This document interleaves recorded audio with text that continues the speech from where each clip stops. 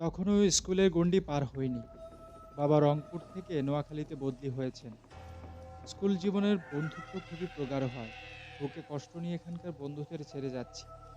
তার মধ্যে আবার স্টেশনে বাবার জন্য সবাই কান্নাকাটি করছিল। শত নিরপেক্ষ হিসেবে বাবার সুনাম ছিল। তাই সবার মনোকষ্ট। ফলে বন্ধু বিচ্ছেদ ও সবার কান্না দেখে মনটা খুব খারাপ।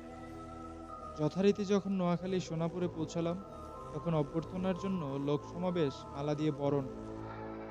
বাবা মাকে আমার মনটাকে বিশেষ ভালো করতে পারল না।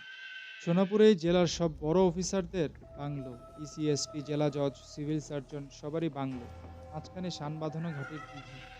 বাড়িগুলোর দেয়াল বেতের, মেঝে পাকা, ছাদ অ্যাসপারবেটের, সুন্দর চত্বর, বড় গেট। গেট দিয়ে যখন ঢুকলাম, তখন ভিন্নধর্মী গৃহ প্যাটার্ন দেখে ভালোই লাগলো। একটু রাত হয়েছিল। খাওয়া দাওয়া করতে করতে বেশ রাত হয়ে গেল। ঘুমোতে যাব এমন সময় মনে হলো ছাদের পাটাতনে কে যেন কাউকে পোড়ার চাবুক মারছে। আর অজানা সেই মহিলা আত্মচিৎকার করছে। চমকে উঠলাম। শুধু যদি আমি শুনতাম তবে হয়তো বলবার ছিল ভুল শুনেছি। কিন্তু না, শুধু আমিই নই, বাড়ির শুদ্ধ সবাই শুনেছে। আর সবাই ঘরের পাটাতনে একই শব্দ শুনতে পেয়েছে। ৮ জন গার্ড বাইরে পাহারা দিচ্ছিল। বাবা ওদের জিজ্ঞেস করলেন ব্যাপারটা কি। তারা উত্তরে বললেন যে কে বা কারা এমনটি করছে তাদের জানা নেই। বাবা সাহসী দেখে ২ জন গার্ডকে ছাদের পাটাতনে উঠিয়ে দিলেন দেখবার জন্য। তারা বলল এর আগেও দেখেছে, কিছু চিহ্নমাত্র পাওয়া যায়নি। এবারও উত্তরটা একই হলো। ঘটনার এখানেই কিন্তু শেষ নয়। এরপর শুয়ে পড়ি যার যার বিছানায়, যার যার ঘরে। রাত তখন ২টোর কম হবে না। মনে হলো যেন ঘাড়ের কাছে কারো নিঃশ্বাস ওঠানামা করছে। গলায় যেন কার ঠান্ডা হাত অনুভব করলাম। আমার মেজ বোনটা চিরকালই ভীতু। সে ভয়ে উঠে এলো আমার বিছানায়। নিজের ঘর ছেড়ে বলল, আমি তোর সাথে ঘুমাবো।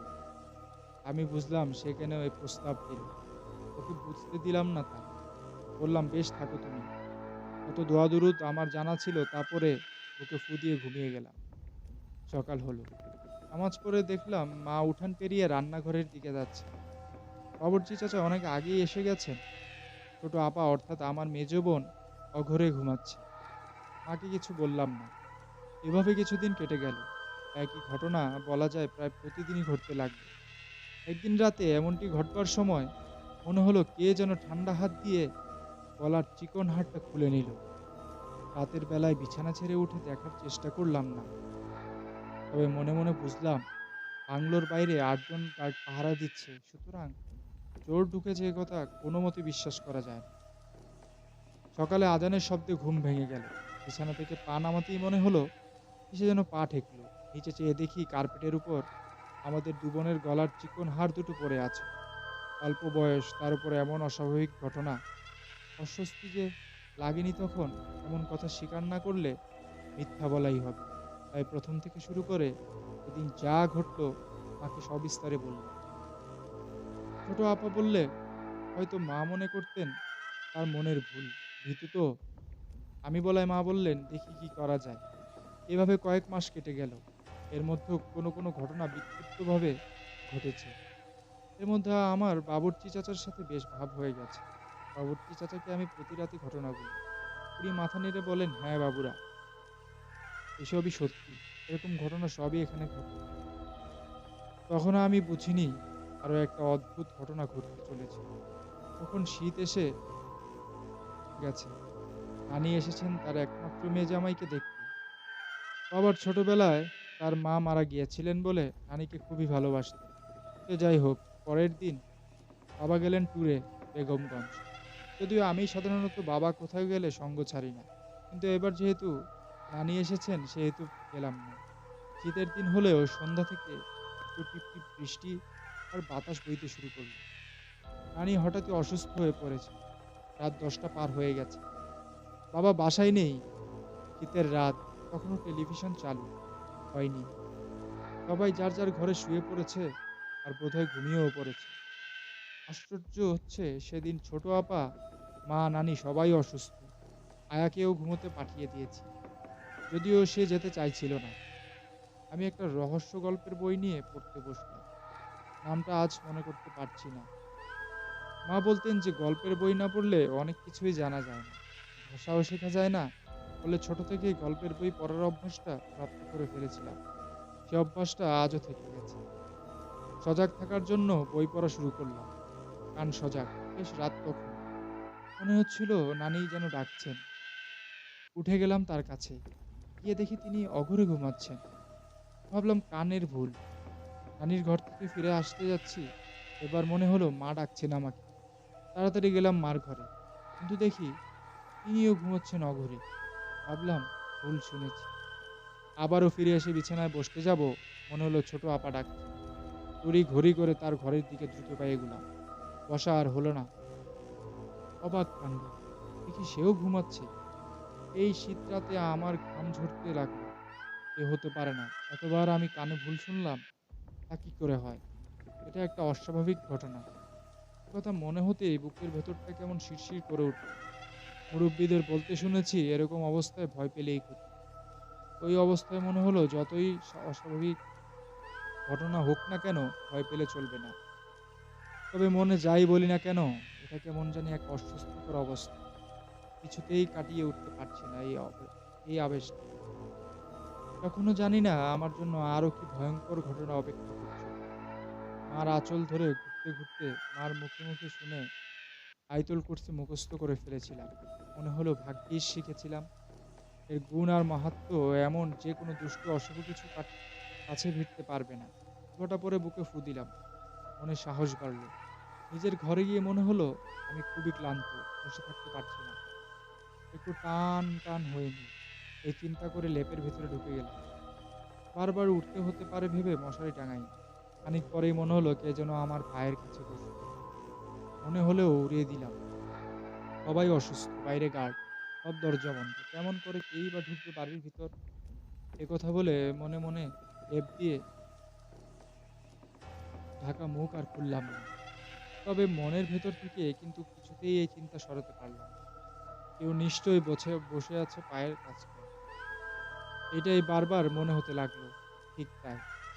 লেপ থেকে মুখ একটু খুলে দেখি যে একজন মহিলা আমার দিকে চেয়ে হাসছে। মাথায় তার ঘোমটা। আমার পায়ের দিকে খাটে বসে তিনি। আমি দেখে মুখটা আবার ঢেকে ফেললাম। না, না, ভয় পেলে চলবে না। ভয় পেলেই ক্ষতি। আমি ভয় পাবো না। বারবার দেখছি আর আয়াতুল কুরসি সহ যত সূরা জানা ছিল পড়েই যাচ্ছি। শেষে একবার সাহস নিয়ে মারলাম লাথি। কিন্তু কিসে যে মারলাম অনুভব করতে পারলাম না। তক্ষুনি মনে পড়ল অস্বাভাবিক জিনিসের আকৃতি থাকে, অবয়ব থাকে না। তক্ষুনি হাত পা হিম হয়ে আসতে লাগলো। যতই আমি ভয় পেতে থাকি ততই বুকে সাহস আনবার চেষ্টা করি। দোয়া সূরা পড়ি, ফাঁক করে চুপ করে দেখতে পাই আমার দিকে চেয়ে মিটমিট হাসছে এই মহিলা। আমার ঘরের জানালা। এই ছোটবেলা থেকেই কি শীত, কি গ্রীষ্ম, কি বর্ষা, অন্তত একটা হলেও খোলা থাকে। আমার এই ঘরের এই শীতেও একটা জানালা খোলা ছিল। জানালাটা দিয়ে একটা গন্ধরাজ ফুল গাছ দেখা যায়। ওটা লাগাই না এজন্য যে ফুলের সুবাস ওই জানালাটা দিয়ে ঘরে আসে। মাঝে মাঝে লেপ একটু ফাঁক করে জানালা দিয়ে দেখবার চেষ্টা করছি। যদি গার্ডদের কোনো একজনকে দেখতে পাই। এইভাবে দীর্ঘ সময় কেটে গেল। অতিক্রান্ত দীর্ঘ সময়টা আমার জন্য ভয়ংকর সময় বলে মনে হচ্ছিল। এমন সময় আজানের ধ্বনি শোনা গেল। অমনি মেয়েটি পায়ের কাছ থেকে উঠে গিয়ে জানালা দিয়ে বেরিয়ে গন্ধরাজ গাছটাতে মিশে গেল। আমি বিমূঢ় বিস্ময়ে চেয়ে থাকলাম ওই অশরীরী মহিলার যাবার পথে। আমাদের মতো মানুষের তো জানালার রড ভেদ করে কিছুতেই যাওয়া সম্ভব নয়। এমন ঘটনা আমাকে না বললেই নয়। তাই নামাজ পড়ে মার ঘরে গেলাম। মাকে কিছু খাইয়ে ওষুধ খাওয়ালাম। তারপর ধীরে ধীরে ঘটনাটা খুলে বললাম। মা চুপ করে শুনে গেলেন। কিছু বললেন না। একটু বেলা হলে মা আরদালিকে জিজ্ঞেস করলেন তার কোনো কামেল ফকিরের কথা জানা আছে নাকি? ডাকলে আসবেন কিনা। সে জানালো একজনকে সে চেনেন। টাকা পয়সা কিছুই নেয় না। মাঝে মাঝে উনি তার বাচ্চাদের তেল পরা, পানি পরা দেন। তাবিজও দেন। কিন্তু একটা পয়সাও নেন না। সবারই উপকার হয়। তারা খুশি মনে কিছু দিতে চাইলেও উনি কিছুই নেন না। বলেন, আমি আল্লাহর হুকুমে আল্লাহর বান্দার সেবা করি। আমি যে কিছুতেই নিতে পারবো না। এমনকি যার চিকিৎসা করেন তার বাড়িতে কিছু খানও না। মা বললেন, তার এমন লোকই চাই। ওনাকে খবর দেওয়া হলো। মা তাকে কষ্ট দেওয়ার জন্য মাফ চাইলেন এবং পুরো ঘটনাটা ধীরে ধীরে বললেন তাকে। উনি ঘটনা শুনতে শুনতে আমার কপালের দিকে দেখতে লাগলেন। পরের ঘটনাটা যেখানে ঘটেছে সেই ঘরটা দেখতে চাইলেন। আমি তাকে নিয়ে গেলাম আমার ঘরে। উনি জানালাটার কাছে দাঁড়িয়ে গন্ধরাজ গাছটাকে খুব গভীরভাবে দেখতে লাগলেন। তারপর কিছু আমল করে গাছের দিকে ওই জানালাটায় ফু দিলেন। ঘুরে আমাকে নির্দেশ দিলেন, এশার নামাজের সময় যেন আমি জানালাটা লাগিয়ে রাখি। আর ফজরের নামাজ পড়বার সময় যেন খুলে দিই। যদি কেউ জানালায় টোকাও দেয়, তাও যেন না খুলি। মার কাছে ফিরে গেলেন তিনি। বললেন, মেয়ে ভয় পেলে ক্ষতি হতো। আল্লাহর কালামের বরকত। ওইখানে ওই গাছের নিচে একটা মেয়েকে খুন করে পুঁতে রেখেছিল কোনো এক মানুষ। এখন সেই দেহ মাটির সাথে মিশে গেছে। এই বলে তিনি চলে গেলেন। আমরা সবাই হতভম্ব হয়ে বসে থাকলাম। বাবা বেগমগঞ্জ থেকে ফিরে এলেন। বাবাকে আমি সমস্ত ঘটনা খুলে বললাম। বাবা শুনে গেলেন মন দিয়ে। শুধু বললেন, উনি যা বলেছেন তা ঠিক মতো মেনে চলো। তারপর প্রতিদিনই জানালায় টোকা শুনতাম। কিন্তু জানালা আর খুলিনি। এশার পর। আর কিছু ঘটেওনি। তবে ছাদের পাটাতনে পোড়া মারবার শব্দ আর আত্মচিৎকার অব্যাহতই ছিল। কিন্তু শ্বাস-প্রশ্বাসের শব্দ আর গলায় ঠান্ডা হাতের স্পর্শের ঘটনা আর ঘটেনি। আমি ৩০ বছর আগে এমএ পাশ করে প্রায় ৩০ বছর অধ্যাপনা করার পরেও ঘটনার কথা বুঝতে পারিনি। কি ঘটল? কে ঘটালো? প্রকৃত সত্যটা কি? আজও মনে প্রশ্ন জাগে। কিন্তু মেলে না উত্তর।